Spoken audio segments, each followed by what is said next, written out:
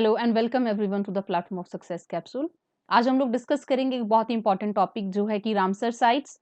ये टॉपिक बहुत ज़्यादा क्रूशियल इसलिए है क्योंकि 2020 में इंडिया में 15 वेटलैंड्स को रामसर साइट डिक्लेयर किया गया है। तो इस वीडियो में हम लोग डिस्कस करेंगे कि जो रामसर कन्वेंशन है वो क्या है, वेटलैंड्स क्या होती हैं, किस क्राइटेरिया पे इनको रामसर साइट डिक्लेयर किया जाता है और ये जितनी 15 साइट्स जो न्यूली ऐड हुई हैं इंडिया में, इनकी हम डिटेल डिस्कशन करेंगे। ये जो वीडियो है ये सारे जो ग्रुप ऑफ एग्जामिनेशंस है उन सब के लिए इम्पॉर्टेंट है। डिफ़िकल्टी लेवल जो है वो आपके एग्ज़ाम के अकॉर्डिंग वेरी करेगा। तो चलिए वीडियो को स्टार्ट करते हैं। सबसे पहले आप जो इमेज देख रहे हैं आपको इससे ये पता चलेगा कि कौन-कौन सी स्टेट में जो ये 15 जो वेटलैंड्स हैं, कौन-कौन सी स्टेट में डिक्लेयर हुए हैं। तो सबसे पहले लद्दाख जो है इसमें ऑलरेडी एक वेटलैंड था, उसमें एक नया वेटलैंड जो है वो ऐड हुआ है। पंजाब में 3 ऑलरेडी थे, 3 इस साल जो है वो ऐड हुए हैं। उत्तराखंड में भी उत्तराखंड को इसका जो है वो फर्स्ट वेटलैंड मिला है, तो ये बहुत इंपॉर्टेंट है। यूपी में इस साल 7 एडिशंस हुई हैं। तो यूपी के पास एक जो वेटलैंड था ऑलरेडी था, तो अब वहाँ 8 हो गए। बिहार जो है इसको भी इसका जो है वो फर्स्ट वेटलैंड मिला है इसी ईयर, और महाराष्ट्र को फर्स्ट भी इसी ईयर मिला और सेकंड भी, और 2 वेटलैंड्स यहाँ पे ऐड हुए हैं। तो टोटल जो है वो इन ऑल 15 वेटलैंड्स जो हैं वो डिक्लेयर किए गए हैं इन 2020। और ये जो क्वेश्चंस हैं एवरग्रीन क्वेश्चंस हैं, आपको हमेशा एग्जाम में लगातार पूछे जाएंगे। तो चलिए डिस्कशन को स्टार्ट करते हैं। सबसे पहले कि रामसर कन्वेंशन जो है, रामसर कन्वेंशन क्या है। तो रामसर कन्वेंशन जो है यह convention on wetlands of international importance, और इसी को कॉमनली जो है वो रामसर कन्वेंशन कह दिया जाता है।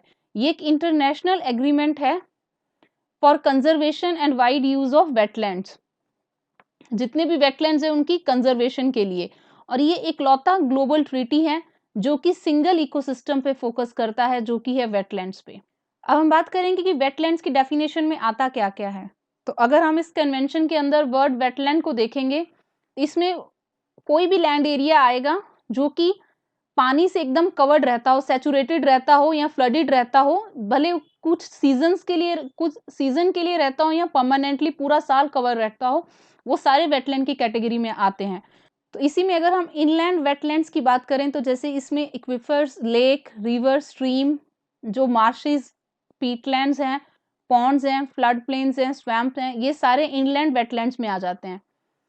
इसमें कोस्टल वेटलैंड्स भी हैं, जिसमें कि जितनी कोस्ट लाइन है, मैनग्रोव्स हैं, फिर एस्चुरीज हैं, लेगून्स हैं, सीग्रास मीडोज हैं, कोरल रीफ हैं, ये सारे इसमें इंक्लूड होंगे।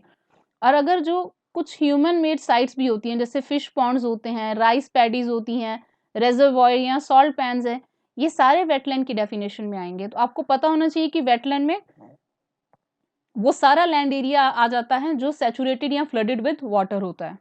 अब बात करेंगे क्राइटेरिया की कि जो रामसर कन्वेंशन है किस क्राइटेरिया पे जो है वो रामसर साइट्स को डिक्लेयर करती है। तो इसमें जो है टोटल 9 क्राइटेरियाज हैं और उनको 2 ग्रुप्स में बांटा गया है, ग्रुप ए और ग्रुप बी। ग्रुप ए और ग्रुप बी। जो ग्रुप ए है उसमें केवल ये जो क्राइटेरिया नंबर 1 है यही इंक्लूड होता है। A wetland should be considered internationally important if it contains a representative, rare या यूनिक एग्जाम्पल ऑफ नेचुरल और नियर नेचुरल वेटलैंड टाइप।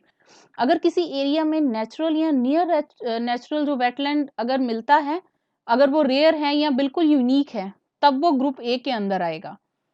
इसके बाद जितने भी बाकी बचे 8 क्राइटेरियाज हैं, ये सारे ग्रुप बी के अंदर आते हैं। ग्रुप बी में जो क्राइटेरिया 2, 3 और 4 हैं, ये तीनों जो क्राइटेरियाज हैं ये बेस्ड हैं on species and ecological communities. तो इसमें सबसे पहले है कि अगर जो वेटलैंड है वो इंटरनेशनली इंपॉर्टेंट तभी मानी जाएगी अगर ये सपोर्ट करती है वल्नरेबल, इंडेंजर्ड या क्रिटिकली इंडेंजर्ड स्पीशीज को या थ्रेटेंड इकोलॉजिकल कम्युनिटीज को, या फिर इसमें पॉपुलेशन ऑफ प्लांट या एनिमल स्पीशीज हैं जो कि बायोलॉजिकल डाइवर्सिटी के लिए बहुत इंपॉर्टेंट है। और फिर अनदर है या प्लांट या एनिमल स्पीशीज है जो कि क्रिटिकल स्टेज पे हैं अपनी लाइफ साइकिल में, और या फिर एडवर्स कंडीशन में रिफ्यूज प्रोवाइड करते हैं। तो 3 जो ये क्राइटेरियाज हैं ये based on species and ecological communities हैं। अब आगे जो क्राइटेरिया नंबर 5 और 6 है, they are based on water birds. अगर कोई जो वेटलैंड है वो तभी इंटरनेशनली इंपॉर्टेंट होगी अगर वो रेगुलरली सपोर्ट करती है 20,000 या उससे ज्यादा वाटर बर्ड्स को, या रेगुलरली सपोर्ट करती है 1% of the individuals in a population of one species या सब स्पीशीज ऑफ वाटर बर्ड। अब इसमें जो क्राइटेरिया 7 और 8 हैं, they are based on fishes. अगर कोई वेटलैंड है वो सपोर्ट करती है significant portion of indigenous fish जो वहीं पाई जाती है, उसकी सब स्पीशीज या फैमिलीज, तब, और या it is an important source of food for fishes, spawning ground है फिश का, नर्सरी है, या माइग्रेशन पाथ है फिश स्टॉक का। अब इसमें जो क्राइटेरिया 9 है, it is based on other taxa, कि अगर कोई वेटलैंड अगर it's regularly supports 1% of the individuals in a population of one species और सब स्पीशीज, तब भी वो जो है वो वेटलैंड ऑफ इंटरनेशनल इंपॉर्टेंस जो है वो मानी जाएगी। अब रामसर कन्वेंशन के अंदर जो भी कॉन्ट्रैक्टिंग पार्टी होती है उसके लिए 3 पिलर्स हैं जो उससे फॉलो करने पड़ते हैं। सबसे पहले है कि wise use of all their wetlands, जो भी पार्टी होगी वो वर्क करेगी towards the wise use of all their wetlands.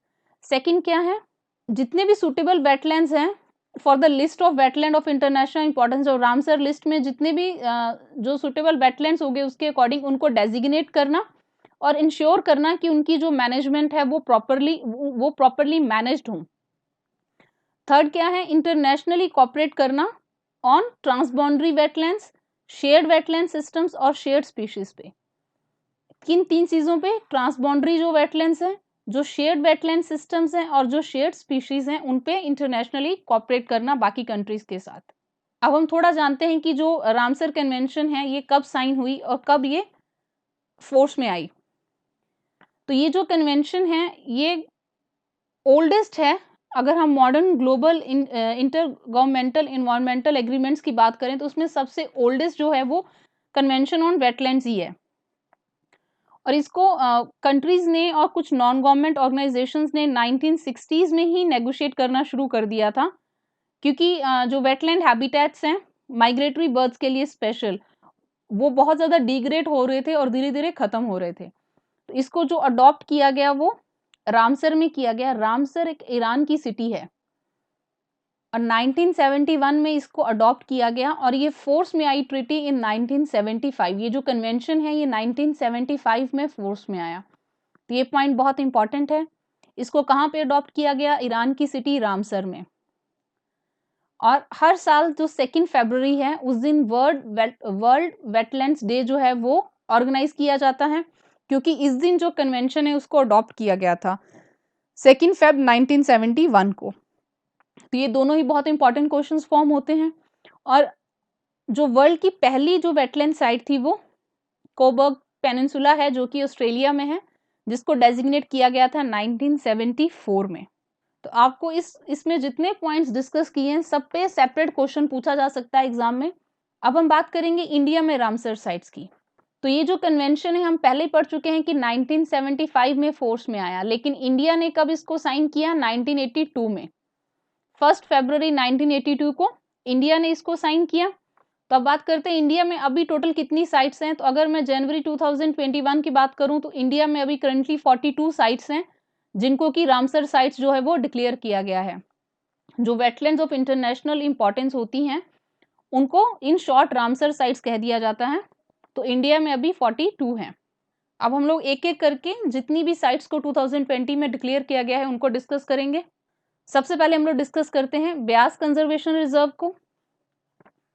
तो ये इंडिया का जो है ये फर्स्ट रिवर है जिसको कि रामसर साइट के अंदर लिया गया है। तो ब्यास जो है इंडिया का फर्स्ट रिवर है जिसको कि इस लिस्ट में ऐड किया गया है। और ब्यास जो है ये पंजाब में और इंडिया में इंडस डॉल्फिन का ओनली इंडियन हैबिटेट है। जो इंडस डॉल्फिन है वो वर्ल्ड का मोस्ट इंडेंजर्ड मेमिलियन स्पीशीज है और ये इंडिया के अलावा फिर पाकिस्तान में पाया जाता है। पाकिस्तान में जो इंदस का जो लोअर इंदस है वहां पे जो ये डॉल्फिन है पाई जाती है। और पंजाब और इंडिया में ब्यास रिवर में पाई जाती है इन पंजाब। और ये जो डॉल्फिन है ये गंजेटिक डॉल्फिन से डिफरेंट है, लेकिन ये जो है ये भी एक ब्लाइंड मैमल है। तो आप देख सकते हैं कि डॉल्फिन है, ये जो डॉल्फिन जो आपको डिस्प्ले हो रही है यही इंडस डॉल्फिन है। अब इसी में अब जो दूसरी जो बात करेंगे वो हम बात करेंगे लॉन्ग स्नॉटेड घड़ियाल की, जो कि क्रिटिकली इंडेंजर्ड है। ये पहले यहाँ पाया जाता था लेकिन फिर से इसको री इंट्रोड्यूस किया गया इन 2017। तो ये जो आप इमेज देख रहे हैं ये लॉन्ग स्नॉटेड घड़ियाल की है। ये पहले इस रिवर में था लेकिन लोकली जो था ये एक्सटिंक्ट हो चुका था और फिर से इसको री इंट्रोड्यूस किया गया इस रिवर में। और इससे पहले पंजाब में 3 वेटलैंड ऑलरेडी थे, जो कि हैं जिसमें एक हरीके है, रोपर है और कंजली है। ये 3 वेटलैंड्स ऑलरेडी पंजाब में थे, जो 3 हैं केशोपुर, नंगल और ब्यास जो हैं उनको 2020 में डिक्लेयर किया गया है। अब हम लोग दूसरे वेटलैंड को डिस्कस करते हैं जो है केशोपुर म्यानी कम्युनिटी रिजर्व। ये भी पंजाब का ही रिजर्व है, पंजाब की वेटलैंड साइड है, ये गुरदासपुर डिस्ट्रिक्ट में है पंजाब के, और ये एक नेचुरल वेटलैंड है। इसको लोकली जो है वो चाम भी कहते हैं, और ये रावी और ब्यास रिवर के मिडल में है।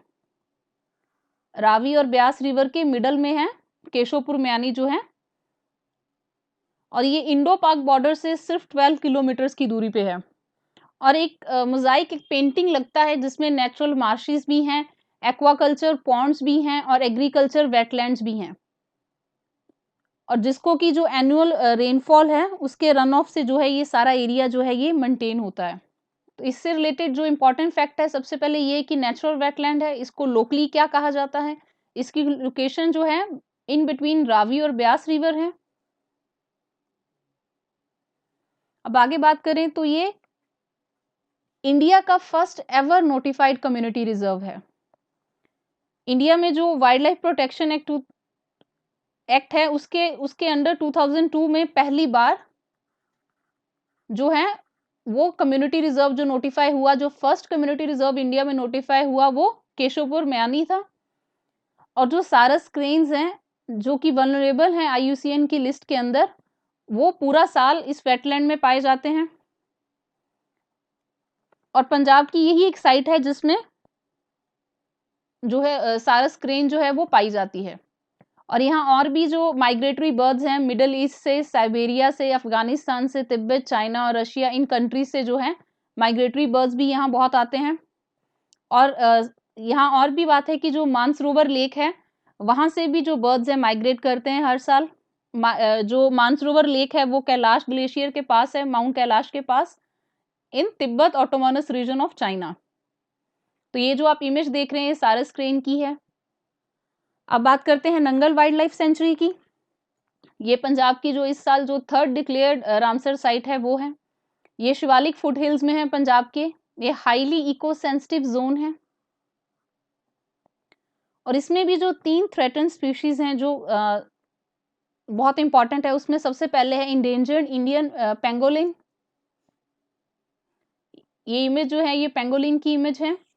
उसके बाद है इजिप्टियन वल्चर, और जो लेपर्ड है वनरेबल कैटेगरी में लेपर्ड को रखा गया है।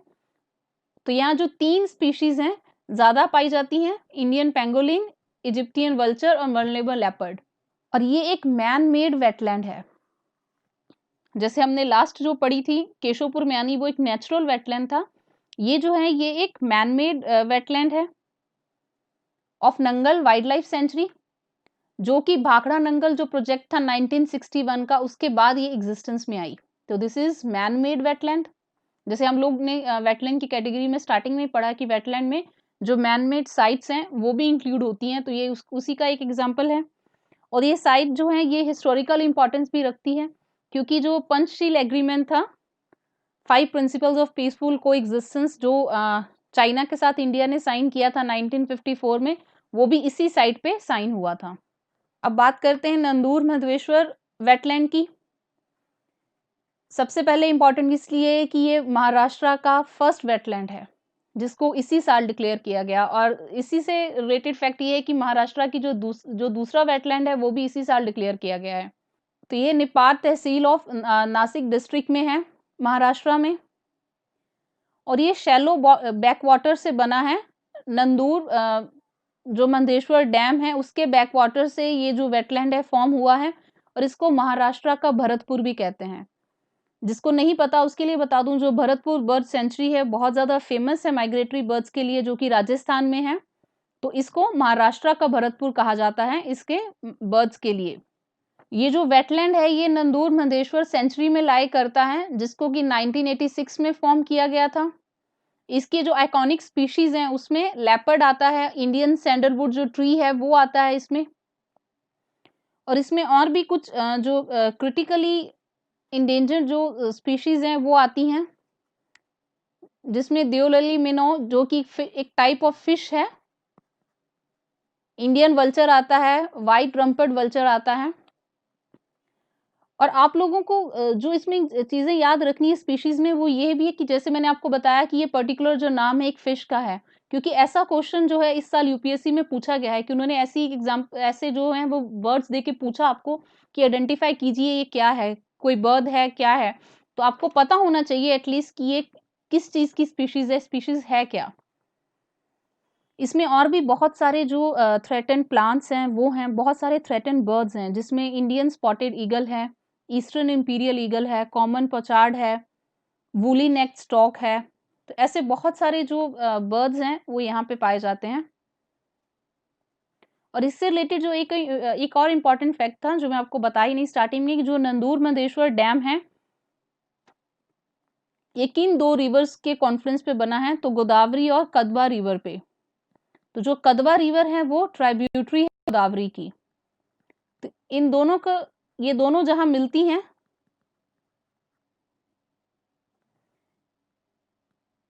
वहीं पे जो है वो नंदूर मंदेश्वर जो वेटलैंड है सिचुएटेड है। अब हम लोग यूपी की तरफ बढ़ गए। यूपी में इस साल मैं आपको स्टार्टिंग में बताई हूं कि 7 जो साइट्स हैं उनको वेटलैंड साइट्स डिक्लेयर किया गया है, और यूपी में ऑलरेडी एक साइट थी, तो टोटल इन 8 हो गई। तो ये जो ये अब यूपी की जो साइट्स हैं यूपी पीसीएस के लिए भी बहुत इंपॉर्टेंट रहेंगी। सबसे पहले नवाबगंज बर्ड सेंचुरी है, ये यूपी के उन्नाव डिस्ट्रिक्ट में है। आपको एग्जाम में ये भी हो सकता है कि जैसे 7 साइट्स हैं तो आपको ये भी हो सकता है कि जो साइट्स हैं वो दी जाएं और उनकी डिस्ट्रिक्ट आपको मैच करनी हो, तो आपको इसको भी माइंड में रखना है कि इसकी स्टेट में एग्जैक्ट लोकेशन कहाँ पे है।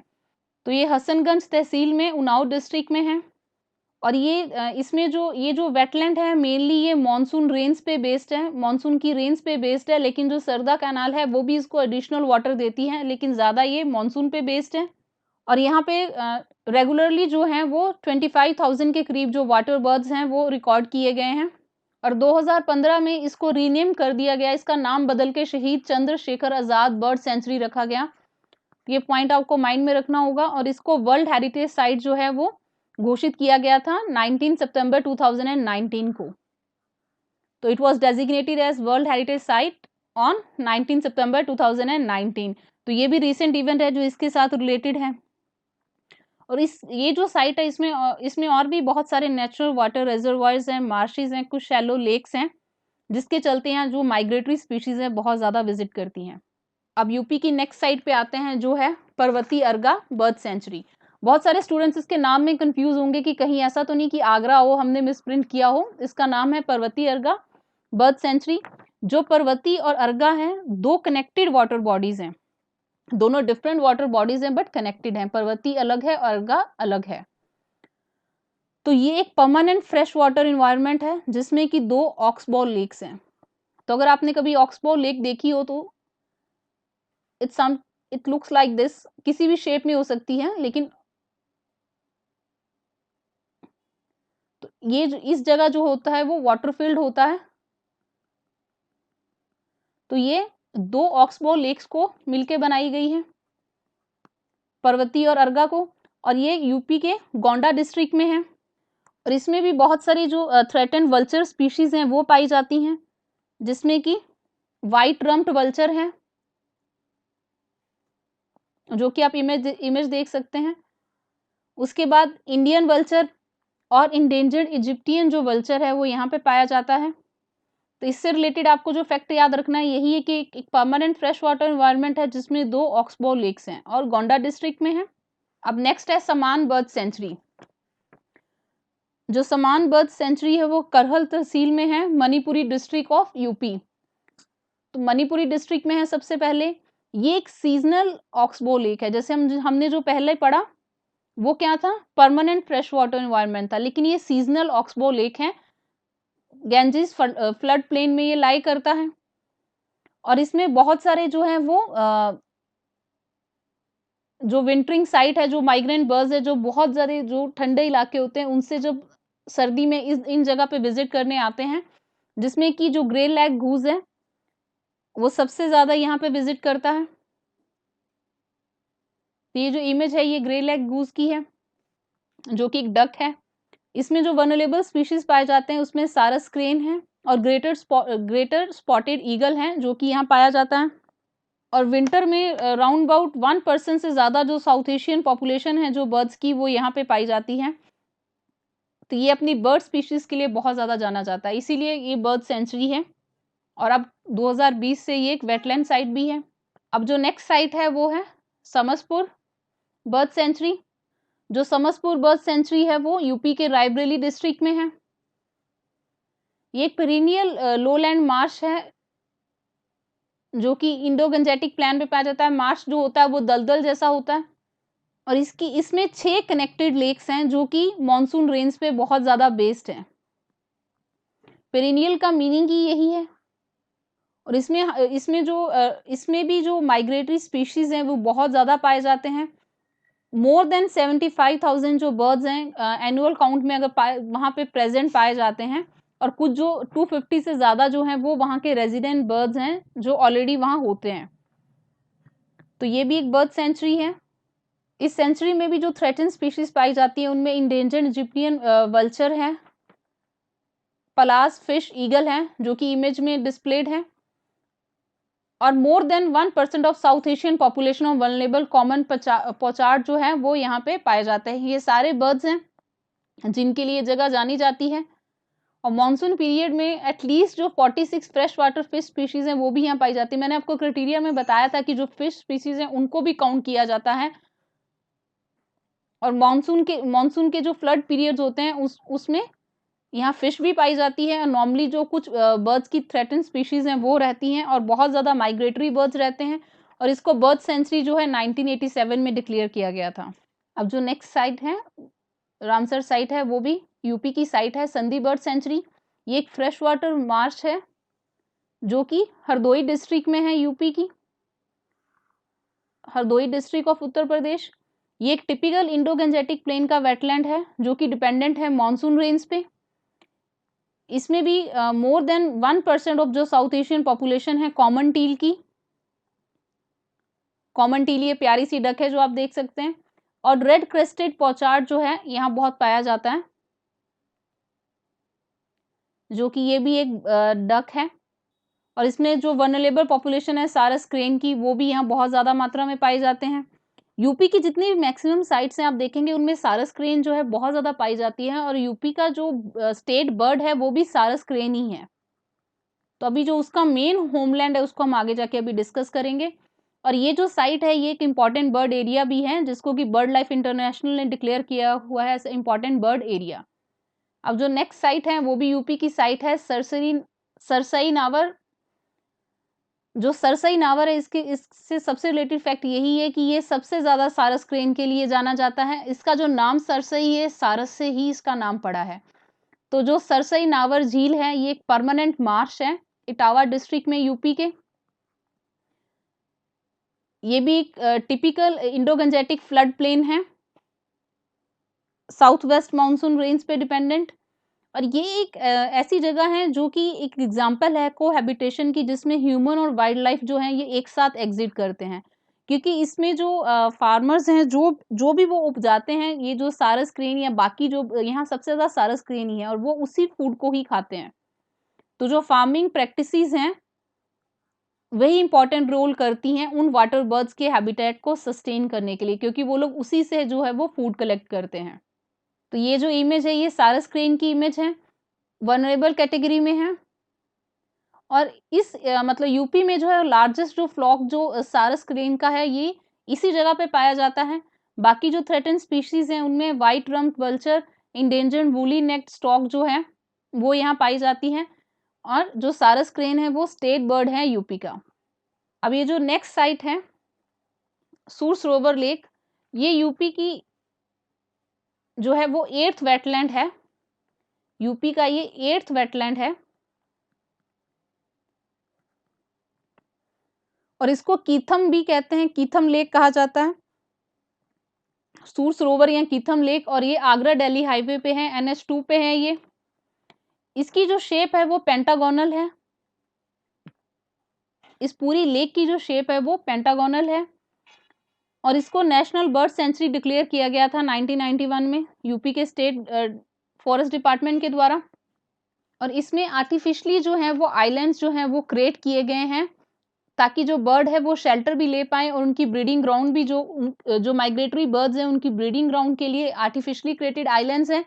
और इसमें मोर देन 106 स्पीशीज हैं माइग्रेटरी और रेजिडेंट बर्ड्स की। और ये इंपॉर्टेंट है बर्ड स्पीशीज के लिए जो कि सेंट्रल एशियन फ्लाईवे जो है जिसमें कि मोर देन जो है 30,000 जो वाटर बर्ड्स आते हैं वो इस रिजर्वायर पे एनुअली जो है वो विजिट करते हैं। तो ये फिर से मैं आपको पहले ही बता चुकी हूँ कि यूपी में जितनी भी साइट्स हैं मोस्टली जो है वो बर्ड्स के लिए जानी जाती है, और उसमें ज़्यादातर वाटर बर्ड्स ही हैं। और इसके साथ ही अगर हम देखें तो आगरा में जो है ये अब 4th इंटरनेशनली रिकॉग्नाइज्ड जगह हो गई। पहले ऑलरेडी ताजमहल था, यूनेस्को वर्ल्ड हेरिटेज की 3 साइट्स थी, और उसी के साथ ही अब जो है एक वेटलैंड भी जो है वो ऐड हो चुका है। अब आगे बात करते हैं आसन कंजर्वेशन रिजर्व की। जो आसन कंजर्वेशन रिजर्व है ये उत्तराखंड की पहली रामसर साइट है, तो उत्तराखंड के लिए बहुत इंपॉर्टेंट है, उस स्टेट की फर्स्ट रामसर साइट है।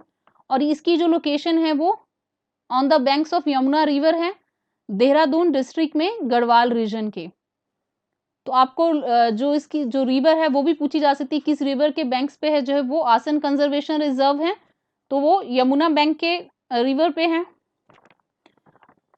आसन बैराज जो है वो 1967 में बनाया गया था, तो उसी पे ही जो है ये वाला जो कंजर्वेशन रिजर्व है उसी की जो सिल्टेशन हुई उसी की वजह से जो है ये जो बर्ड फ्रेंडली हैबिटेट है वो बन पाया। और ये सपोर्ट करता है 330 स्पीशीज ऑफ बर्ड्स, जिसमें कि critically endangered red headed vulture, white rumped vulture और बेयर स्पॉचर जो है वो यहाँ पाए जाते हैं। तो जो आप इमेज देख रहे हैं ये बेयर स्पॉचर की है जो कि एक डक है। तो ये साइट इसीलिए सबसे ज्यादा क्रूशियल एग्जाम में आपको पूछी जा सकती है, किसी भी एग्जाम में आपको ये पूछा जा सकता है कि कौन सी स्टेट में ये जो रिजर्व है या वेटलैंड साइट है। तो जो आसन कंजर्वेशन रिजर्व है वो उत्तराखंड की फर्स्ट साइट है। अब नेक्स्ट जो साइट है वो है करबलतल वेटलैंड। करबलतल जो वेटलैंड है ये बिहार का पहला वेटलैंड है, बिहार के बेगूसराय डिस्ट्रिक्ट में लाई करता है ये। इसको कंवर झील भी कहते हैं, और ये इंडो गंजेटिक प्लेन में है इन बिहार। तो बिहार का फर्स्ट है, जो हम पहले पढ़े उत्तराखंड का फर्स्ट था, तो इस साल बहुत सारी स्टेट्स का जो है फर्स्ट वेटलैंड आया है। तो जो करबलतल है वो बिहार का फर्स्ट है। और जो 18 वेटलैंड्स जो कि एक्सटेंसिव फ्लड प्लेन में आते हैं उनमें से ये एक साइट है, क्योंकि मॉनसून सीजन में जब फ्लड आता है तो ये 1.5 मीटर्स की डेप्थ तक जो है ये फ्लडेड रहता है, ये साइट जो है करबलतल वेटलैंड की। और फिर जब ड्राई सीजन आता है तो जब वो मार्शलैंड एरिया जो है वो सूख जाता है तो फिर वही एग्रीकल्चर के लिए यूज में आता है। यहाँ पे 165 जो है वो प्लांट स्पीशीज हैं, 394 एनिमल स्पीशीज हैं, और जिसमें कि बर्ड स्पीशीज भी हैं। तो आपको ये नंबर याद नहीं रखने, स्टिल आपको इतना पता होना चाहिए कि वहाँ कौन सी जो चीजें ज्यादा पाई जाती है, जैसे प्लांट स्पीशीज हैं, बर्ड स्पीशीज हैं, तो यहाँ पे एनिमल, बर्ड और प्लांट स्पीशीज तीनों पाए जाते हैं। और ये भी सेंट्रल एशियन फ्लाईवे के का एक इम्पॉर्टेंट स्टॉप है जहाँ पे कि जो बर्ड्स हैं वो रेस्ट और रिफ्यूल करने के लिए रुकते हैं। और फिश बायोडाइवर्सिटी के लिए भी एक बहुत वैल्यूएबल साइट है, यहाँ पे 50 से ज्यादा स्पीशीज ऑफ जो फिश हैं वो पाई जाती हैं। तो plant species, bird species, animal और फिश, इन सब के लिए ये जो साइट है बहुत इंपॉर्टेंट है। अगर हम इसके क्रिटिकल इंडेंजर्ड स्पीशीज की बात करें तो इसमें 3 वल्चर हैं, red headed vulture, white rumped vulture, Indian vulture, और 2 वाटर बर्ड्स हैं लैपविंग और बेयर स्पॉचर, जिसको हम लास्ट में उसकी इमेज देख चुके हैं, जो कि डक हैं। तो ये सारे जो हैं क्रिटिकली इंडेंजर्ड स्पीशीज यहाँ पे पाए जाते हैं। अब नेक्स्ट जो साइट है वो है लोनार लेक। लोनार लेक जो है वो महाराष्ट्र की सेकंड रामसर साइट है। पहली जो हम स्टार्टिंग में पढ़ चुके हैं नंदूर मंदेश्वर, तो महाराष्ट्र की सेकंड जो साइट है वो लोनार लेक है। ये क्लोज्ड बेसिन है, इसका कोई आउटलेट नहीं है और ये सर्कुलर है शेप में, जैसे कि आप इमेज में देख सकते हैं, सर्कुलर है इमेज में। और जो लोनार लेक है ये लोनर वाइल्ड लाइफ सेंचुरी के अंदर आता है, जो कि मेलघाट टाइगर रिजर्व के अंदर पड़ता है। जो लोनार जो वाइल्ड लाइफ सेंचुरी है वो मेलघाट टाइगर रिजर्व के एरिया के अंडर आता है, लेक उसी में सिचुएटेड है। और यहाँ 160 species of birds, 46 species of reptile और 12 मैमल स्पीशीज जो हैं, जिसमें कि जो ग्रे वॉल्फ है वो भी इंक्लूडेड है, वो यहाँ पे पाए जाते हैं, जिसके लिए एरिया फेमस है। और जो लोनार लेक है ये डेक्कन प्लेट्यू में जो है वो है। इससे रिलेटेड जो सबसे इंपॉर्टेंट फैक्ट है, अगर आपको वेटलैंड नहीं भी पूछी जाए, अगर आपको लोनार लेक पे कोई और क्वेश्चन एग्जाम में पूछा जाएगा, तो आपको ये पूछा जा सकता है कि इंडिया की कौन सी जो लेक है वो मेटोराइट जो है इम्पैक्ट से बनी है, तो वो लोनार लेक है, जो कि 35,000 से 50,000 ईयर्स पहले फॉर्म हुई थी। स्टार्टिंग में इसका नहीं पता था कि ये कैसे फॉर्म हुई है। और ये एक और चीज के लिए बहुत ज्यादा न्यूज में थी इन जून 2020। इसका जो वाटर है बिल्कुल पिंक कलर का हो गया था, लेक बिल्कुल पिंक कलर की हो गई। तो साइंटिस्ट को बहुत ज्यादा क्यूरियोसिटी हुई थी कि इसका कलर सडनली पिंक कलर का क्यों हो गया। तो एक सॉल्ट लविंग माइक्रोब होते हैं हेलो आर्चिया, जिसके चलते इसका जो कलर है वो बिल्कुल पिंक हो गया था। तो आपको इस पे भी क्वेश्चन एग्जाम में पूछा जा सकता है। और ये महाराष्ट्र के बुलढाना डिस्ट्रिक्ट में पड़ती है लोनार लेक। इससे रिलेटेड करंट इवेंट फैक्ट यही था। और इसको जो है नेशनल जियो हेरिटेज मॉन्यूमेंट जो है 1979 में डिक्लेयर किया गया था। नेशनल जियो हेरिटेज मॉन्यूमेंट 1979 में डिक्लेयर किया गया था। और इसको पहली बार आइडेंटिफाई एक ब्रिटिश ऑफिसर ने किया था 1823 में। और ये जो लेक है बहुत ज़्यादा स्लाइन है और अल्कनिटी में भी बहुत ज़्यादा हाई है। उसका यही रीज़न है कि जो कंसंट्रेशन ऑफ मिनरल्स है बहुत ज़्यादा है, क्योंकि वाटर जो है इवेपोरेट हो जाता है लेकिन कोई आउटफ्लो नहीं है उस वाटर का। तो इससे रिलेटेड इंपॉर्टेंट फैक्ट्स मैं आपको बता चुकी हूँ। इसकी फॉर्मेशन से रिलेटेड ये एक जियो हेरिटेज मॉन्यूमेंट है और इसका जो वाटर है वो पिंक कलर का हो गया था, उसका रीज़न भी मैं आपको बता चुकी हूँ। तो ये सारे फैक्ट्स जो हैं इसके लिए बहुत इंपॉर्टेंट हैं। अब जो हमारी नेक्स्ट साइट है वो है सोकर वेटलैंड कॉम्प्लेक्स, जो कि लद्दाख में है। और ऐसा नहीं कि ये लद्दाख की फर्स्ट साइट है, ये लद्दाख की सेकंड साइट है, क्योंकि बहुत सारे स्टूडेंट्स को लगेगा शायद लद्दाख में भी फर्स्ट टाइम हुआ होगा कि वो यूनियन टेरिटरी रिसेंटली फॉर्म हुआ है, तो ऐसा नहीं है। इससे पहले सो मरीरी जो है वो उसका फर्स्ट वेटलैंड है। और उसके बाद जो है वो अब सोकर जो है वो सेकंड रामसर साइट है लद्दाख में। और ये इंडिया की 42nd वेटलैंड है। अगर आपको सबसे पहले यही पूछा जाए कि इंडिया की 42nd जो वेटलैंड है वो कौन सी बनी है, तो वो सोकर बनी है। ये दिसंबर में ही डिक्लेयर हुई है, तो ये दिसंबर 2020 में ही डिक्लेयर हुई है। और ये किस अल्टीट्यूड पे पाई जाती है? एट मोर देन 4500 जो metre above sea level, Changthang reason में लद्दाख के। और ये जो सोकर जो वेटलैंड कॉम्प्लेक्स है इसमें 2 कनेक्टेड लेक्स हैं। एक तो उसमें फ्रेश वाटर जो बॉडी है वो है स्टार्टअपसुक जो सो है, और दूसरा जो है वो सेलाइन जो है वो सोकर है। जो सोकर जिसके नाम पे ये वेटलैंड कॉम्प्लेक्स है ये सेलाइन है, और ये एकदम वाइट कलर की भी हो जाती है। ये जो सोकर वर्ड है इसका मीनिंग ही यही है वाइट, क्योंकि इवेपोरेशन से जब सॉल्ट नीचे रह जाता है तो ये बिल्कुल वाइट कलर की अपीयर होती है। और दोनों जो लेक्स हैं बिल्कुल एक दूसरे के पास हैं, लेकिन डिफरेंस सिर्फ यही है कि एक फ्रेश वाटर है और दूसरी जो है वो हाइपर सेलाइन है। और दूसरा है कि ये ओनली ब्रीडिंग ग्राउंड है ऑफ बार हेडेड गूज, जो कि ये वाला डक है बार हेडेड गूज। और दूसरी वनरेबल ब्लैक नेक क्रेन, जो कि ये वाली इमेज है। चाइना के बाहर अगर कोई ब्रीडिंग ग्राउंड है बार हेडेड गूज की, तो वो लद्दाख के सोकर वेटलैंड कॉम्प्लेक्स में है। और दूसरा वनरेबल ब्लैक नेक जो क्रेन है कहाँ पाई जाती है? आउटसाइड चाइना, वो यहाँ पाई जाती है। अब अगर इससे रिलेटेड दूसरे फैक्ट की बात करें तो ये ओनली ब्रीडिंग ग्राउंड है बार हेडेड गूज की, जिसकी इमेज ये है। ये बार हेडेड गूज है, ओनली ब्रीडिंग ग्राउंड है जो सोकर वेटलैंड कॉम्प्लेक्स है। और दूसरा जो वल्नरेबल ब्लैक नेक्ड क्रेन है, दिस वन, इसकी ओनली ब्रीडिंग ग्राउंड आउटसाइड जो चाइना है वो सोकर जो वेटलैंड कॉम्प्लेक्स है यही है। बर्ड की इमेज इसीलिए लगाई है ताकि आपको देख के ये भी पता हो कि बार हेडेड गूज क्या है और ब्लैक नेक क्रेन जो है वो कैसा है। और इसमें और भी बहुत सारे जो थ्रेटेन स्पीशीज हैं वो पाए जाते हैं, जिसमें अगर आप बात करें तो इंडेंजर्ड सैकर फैल्कॉन की है, जो कि ये वाला इमेज है। और दूसरा एशियाटिक वाइल्ड डॉग, जिसको कि ढोल भी कहते हैं उनकी वहां लोकल की लैंग्वेज में, जिसकी इमेज ये है। और वर्नरेबल जो स्नो लेपर्ड है वो भी यहाँ पाया जाता है। तो 3 स्पीशीज कितनी बार होता है एग्जाम में ढोल देके आपसे पूछा जाएगा कि ये कौन सी स्पीशीज है जो वहां पे पाई जाती है, क्योंकि अगर कोई चीज सडनली जो अगर कोई रामसर साइट डिक्लेयर हुई है तो उससे रिलेटेड जो स्पीशीज हैं वो भी एग्जाम के लिए उतने ही इंपॉर्टेंट है। तो इसमें 3 स्पीशीज हैं, इंडेंजर्ड फैल्कन, वाइल्ड डॉग और स्नो लेपर्ड। और जो सो मरीरी था इसको अगस्त 2002 में डिक्लेयर किया गया था। ये भी कोई जो सो मरीरी जो फर्स्ट जो वेटलैंड साइट था लद्दाख का वो 2002 में डिक्लेयर किया गया था। उसके बाद अब 2020 में डिक्लेयर किया गया है सोकर को। इसी के साथ ही हमारी जो रामसर की डिस्कशन थी वो यहीं पे कंक्लूड होती है।